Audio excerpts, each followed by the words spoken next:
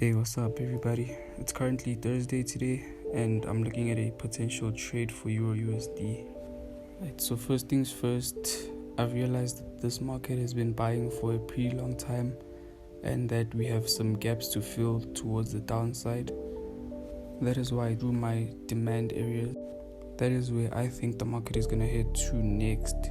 So secondly, we look for a break of structure so that we can get our area of interest on a supply area. For the retail traders out there who don't understand what a break of structure is, that is basically a breakout. So usually you'd have your trend line and you'd have an area where it breaks out of the trend line. That is a break of structure. But the difference is that with a break of structure, we look for a specific supply area.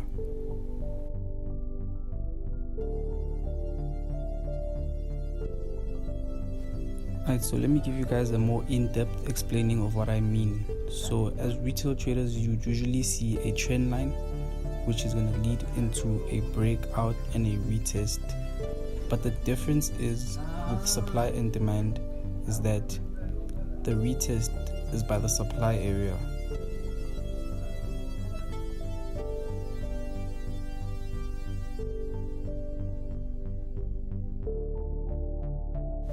The next thing you want to do is mark out your area of interest.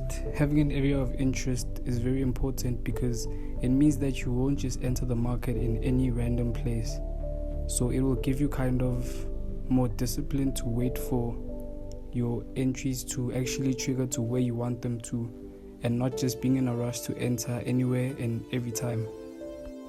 So if there's anything that you should implement, I highly encourage you guys to implement an area of interest in your trading. It might not always trigger to where you want it to be, but it will give you more discipline, like I said before. The next thing I wanted to mention or point out was where you should target. Now what I usually do is I target the next demand area, or an area where I think the market is going to reverse from, obviously. But my stop loss is never above 15 pips. So which means that I have a fixed stop loss, meaning that before I enter every trade, I know how much I'm going to lose if I do lose the trade. But then the amount I can win depends on where my take profit is. Remember guys, that following the trend is very important.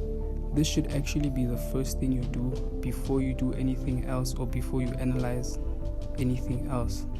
Follow the trend, meaning that look at where the overall market is going and try to take positions according to what you see.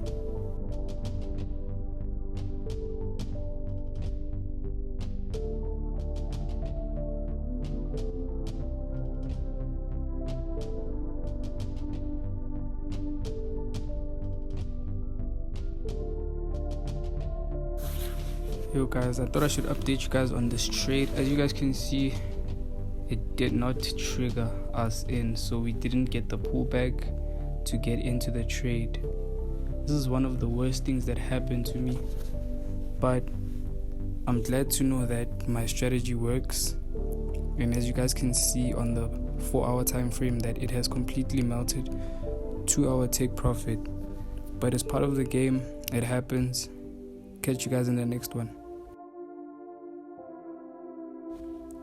Trading is not easy, nor a get-rich-quick scheme. But if you give it the right amount of time, it is inevitable that it will pay off. So if you are a struggling trader or somebody who's new to the market, be patient. Your time will come.